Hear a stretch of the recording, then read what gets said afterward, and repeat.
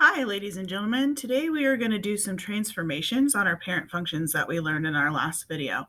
So grab this note sheet. You probably put your name on this. This is actually the back though, so we are going to flip it over and talk about our transformations. So when we are doing transformations, right now we're going to do general transformations. So we're going to use something called f of x, and that is just function notation. It can represent any of our 6 parent functions.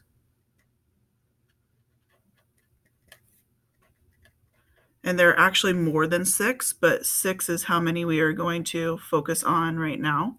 So the 6 that you learned in the last video. So when we are doing our transformations, you may notice that these look familiar because we've done them before. So the first thing we're going to talk about is the translations or shifts. These sometimes we call shifts, but if you say that, make sure you pronounce it very clearly. So up and down on our shift, we are going to have our f of x, and when we go up, we are going to add something after our function, after our parent function, and that will make it go up whatever c is units. We can also have our f of x, and if we subtract something after our parent function, that moves our function down c units. So for example, if I have y equals x squared and I want to move it to y equals x squared plus 15, that moves it up 15 units. Okay, if this had said minus 15, it would move it down 15 units. Now let's talk about right and left. So if I have my same function, f of x, but inside my parent function, right next to the x, I have a plus, that moves me left c units. And sorry, my pen is in the way. This is running out of ink. Same thing for going to the right. It's inside the parentheses, but here it is minus c. So this one goes to the right, however many units this is. So for example, again on a parabola, if I have y equals x plus 7 squared, that is going to be a plus. So I look up here, which one is the plus? The plus is left, so this is going left 7 units. That's what I'm looking at. Okay, so what these do is they shift them right, left, up, and down. The next thing we are going to look at is vertical stretches and compressions. And you may remember that these change the height of your function. So if it stretches, it makes it taller. If it compresses, it makes it shorter.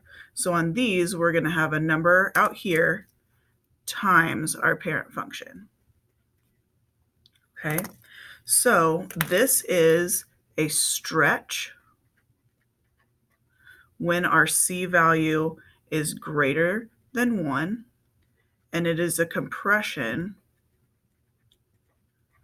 if, I should have put an if in there, if 0 is less than c and that is less than 1. So if c is between 0 and 1, it's a compression. Stretch if it's bigger than 1, compression if it's between 0 and 1. Okay, so to do this, when we graph these, we will multiply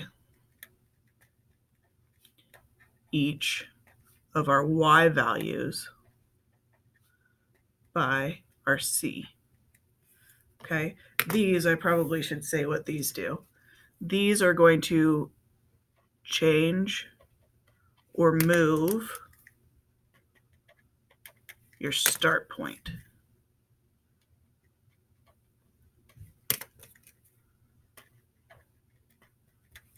Okay, that's what these ones do. they change our start point. And these ones, we multiply our y values. If we have our growing pattern, we multiply the ups and downs. Okay, so examples on these ones.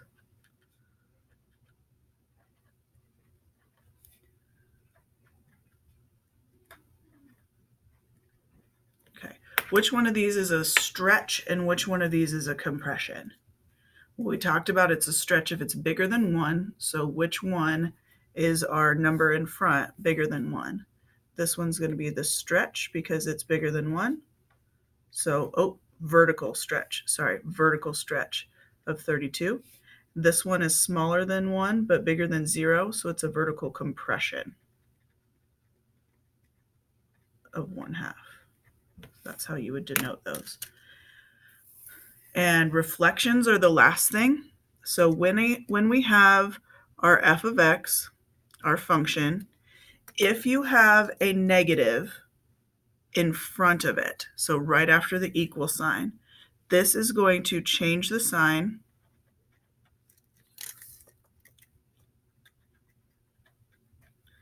of all your y coordinates. Okay, now you might also have an f of x where it is inside next to the x. This is a reflection over the y-axis. We don't do this one as often. This will change the sign of all the x coordinates. So this one, sometimes I call it the frowny flip, because to change the y coordinates, if I had a parabola that's going up, if I reflected it, then it would now be going down. This one I call the single lady flip. If you have, like, let's say a cubic that goes up like this, and then you flip it over the x-axis, then it will be going the opposite way. Or sorry, flip it over the y-axis. Sorry, flip it over the y-axis, change the x coordinates. Okay, so these ones might look like y equals x squared with the negative in front here. And this one would be y equals, and we'd have the parentheses, and the negative would be in front of the x here. My lights all went out, but I think we have enough light to see, so we're just going to keep rolling. Okay, on the back, we have some transformations with our parent function. So there's only 4 of them, but we're going to do this. We're going to do this as quick as possible. So first, we have an absolute value function. So that tells me I'm going to have absolute value with an x in the bars. It says it got shifted down 4. So I need to say which one I went down. Down was pink. Shifted 4 units down, 5 units to the left, and it has a vertical compression of 1/2. Whoa, sorry, that was all crooked. Okay, so an absolute value. So I know I can do y equals or I can do f of x equals. It doesn't matter. Which one of these is going to come first? Well, if I flip it over here and I look, I have up and down. Those go after, so they're not going to be first. Right and left go inside the parentheses, so they're not going to be first. They're not in front of the f. Neither one of those is in front of the f. The only thing that's in front of the f is the stretch or reflection. And we don't have a reflection on this one, so if we have a stretch or a compression, that goes first. So we have a vertical compression of 1/2, so that's going to go first. And then I have my bar with my x in it. And the right and left goes inside here. It says 5 units to the left. And remember, when we have right and left, it does the opposite of what we expect. Left you would expect to be minus, but it's not. So +5. And then up and down we have a -4. So that's what we expect. So -4 out there. Okay, so our start point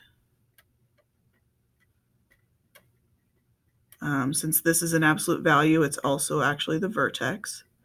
It goes whatever our right and left says is first. So it says left 5, 5 to the left. So that's minus 5. And then 4 down. So minus 4. So our start point will be left 5, down 4. So that's where we're going to start graphing. Our pattern for growing on absolute value is right 1, up 1, right 2, up 2, right 3, up 3. However, anything in front of your bar or parenthesis right here messes with your pattern for growing. So even though it says this right now, I have to give it a vertical compression of 1/2. So I have to multiply all those by 1/2. So this is actually going to go up 0.5, 1, and 1.5. I changed those to decimals just so they're easier to graph. So right 1 up 0.5, right 2 up 1, right 3 up 1.5. And remember, this also does the mirror points on the left because it's going to make a V. So over and up on the left looks pretty good. I'm going to draw that in. It would be better if I had a straight edge, but I didn't bring one with me. There we go. Okay, next one looks like we have a square root function. So a square root function is going to have square root with an x in it, shifted 8 units to the left, so that's my green, 2 units down with a vertical stretch of 2. Vertical stretch of 2. So I can use y equals or f of x equals. So this time I'm going to pick y. Again, it doesn't matter which one you use. And which one of these comes first? Well, we talked about how reflections, stretches, or compressions come first. So we have a stretch. We don't have a reflection. So our stretch comes first. Then square root of x. Anything right, left, or is going to go underneath there. So I have left 8. Remember, we do the opposite. So it's going to say plus 8, not plus 5. That was in the last one. Plus 8. And then after the square root, I'm going to go down 2. Okay, so where's my start point on this one? My start point, again, is from the left, right, and up, down. So left 8, that's going to be minus 8. And down 2, negative 2. So my start point is left 8, down 1, 2. There we go, start point. Now my normal pattern for growing for this is over 1, up 1, over, let's see, what's this perfect square? 4, and the square root of that is 2. The next perfect square is 9, and the square root of that is 3. Okay, so you can get these off your parent function notes, or you can just start memorizing them. You actually do need to have these memorized for your daily quizzes, so make sure you're doing that.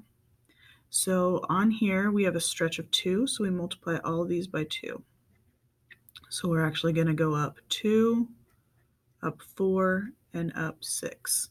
So right 1, up 2. Back to your start point, right 1, 2, 3, 4, up 1, 2, 3, 4. Back to my start point, right 1, 2, 3, 6. Okay, and if we felt like being extra, we could go right 16 and up 8. So we draw that in. There we go. I haven't been doing domain and range on these, but I think I'm going to. I might be doing it in a different form than we've done in the past, but we're just going to do that. So domain on this one.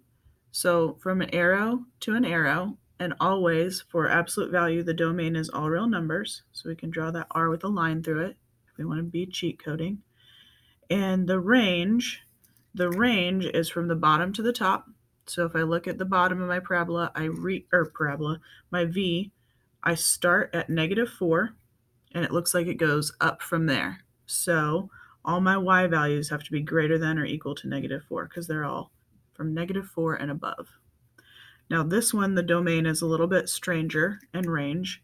You go from left to right, and it looks like my graph starts at -8 and it goes bigger. So my x's are all greater than or equal to -8. And now my range, bottom to top, so bottom looks like I start at, on the y-axis, -2 and go up. So my y's are all greater than or equal to -2. Notice that's also the same thing as in my start point. The domain and range can come from your start point. So then the next thing we have are the two last ones, reciprocal and then this one. So a reciprocal function is what we're doing here. That's 1 over x. Just smush that in there. We are shifting 4 units left and 5 units down. And this has a vertical stretch of 3. Interesting. This is going to be interesting. Okay. So remember, you can use y or f of x. So first thing, what should be the first thing that we do?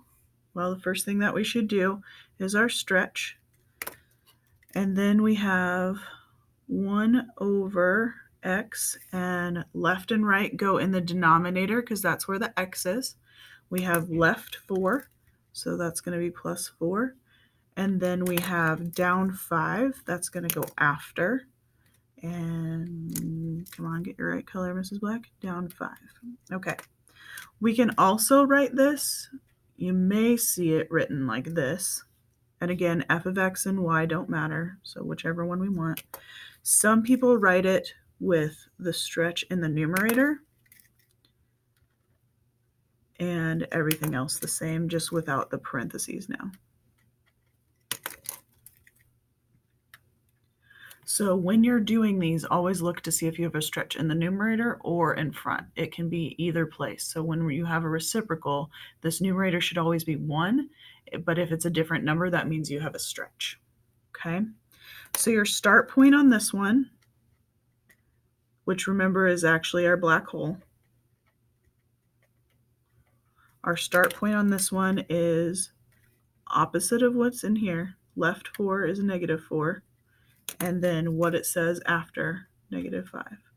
So left 4, down 5. And remember, to do your black hole, you do an open circle. And then you do asymptotes shooting up and down and shooting right and left. And those asymptotes, remember, are there as force field lines. So we do not cross or touch them in this graph. Then for this one, we go right 1 up 1, right 1/2 up 2, and right 2 up 1/2. We also do that on the left, but we have stretch, so we're going to multiply these all by 3. So we're going to go up 3, up 6, and up 1.5, 1.5. So from the black hole, we start counting. Right 1 up 1, 2, 3. Right 1/2 up 1, 2, 3, 4, 5, 6. Right 2 up 1.5. And then we can connect these on this side. Remember, it always makes a curve. It gets closer to those asymptotes or force field lines, but it does not touch or cross because that's what a reciprocal function does. It does not touch or cross. Then same thing here. We go left 1, down 1, 2, 3, always counting from our black hole. Left 1/2, down 1, 2, 3, 4, 5. Oh, 6 is off of there, but we can still draw it in. And left 2, down 1.5. This one's a little squishier. Make sure it goes to those force field lines, but does not touch or cross. Okay, so domain and range on this one. Domain is going to be all these real numbers except what I'm skipping. So domain is all real numbers when x cannot equal the x value of the black hole. So I can look on there and see that the x value is -4, or I could look up here at my start point and go, okay, it's -4. And the range is going to be all real numbers except the y value of my black hole. So what's the y value of my black hole? Negative 5.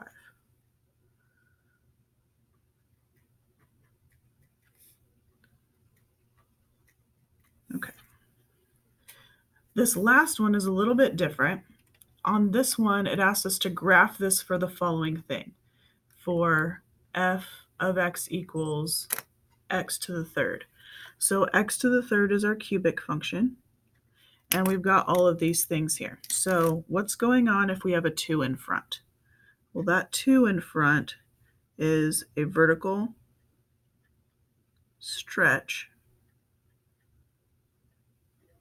of 2. So y equals, or f of x equals, it doesn't matter. Put the 2 out front. And then let's see what else we have. This 3 in here, it's negative. That's right or left. So when it's negative, which one should it be? It does the opposite. So that's a shift right 3. So inside the parentheses with my x, I have a minus 3. Now I have to close this and I have to make it cubic. So it's the parent function that I need. And then the minus 5 is going to be a shift down 5. So I put that out here. All right. We didn't do any reflecting, so I guess just keep that. Well, let's just make this a negative. We'll just put a negative. Where should we put it? Let's put it in there. We don't do that very much. So let's put a negative right there. We're just going to change the notes. So this negative then makes it a reflection. So which one though? So since we haven't done that, we're going to flip it over. Which one has the negative inside? This one. It changes the sign of all the x coordinates. So let me show you how to do that. So this is a reflection over the y-axis, but whichever one it's over the axis of, it changes the other coordinates. So let's start first with your start point. So your start point is right 3, down 5, so positive 3, negative 5. So right 3, 1, 2, 3, down 1, 2, 3, 4, 5. There's my start point. So my pattern for growing here is normally right 1, up 1, right 2, up 8, and then left 1, down 1, left 2, down 8. However, we have stuff that messes with this. Okay, so our stretch of 2 is going to multiply these by 2. We've dealt with that before. What we haven't dealt with before is this reflection. So reflection over the y-axis, what this does is it is going to change our x coordinates. Change, the sign of our x coordinates. Okay, so these are your x coordinates. Uh-oh, my thing froze. Come on. Oh, there we go. So these are my x coordinates. So what it's going to do is make the right arrows go left and the left arrows go right. So just because that's getting a little messy, I'm going to write this again. So we're going to go left here, left 1 and 2. We're still going to go up, but 1 times 2 is 2, and 8 times 2 is 16. So this is what I'm going to graph. And down here, we're going to go right 1 and right 2. And then we're going to go down, because that didn't change, 2 and 16. Now we're probably not going to be able to fit 16 on the graph, at least not in the down direction. Okay, so left 1 up 2, left 2 up 16.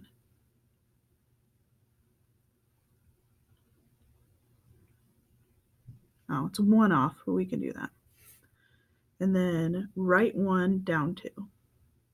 We're definitely not going to fit the 16 on there. Okay, so notice a normal cubic goes up as it's going from right to left. This one, though, is reflected, so it goes down as it goes from right to left. And the domain and range on cubics and cube roots are always the same. All real numbers, all real numbers. Okay. Come to class with these notes done, and we'll go over any questions you have at that time. Good luck.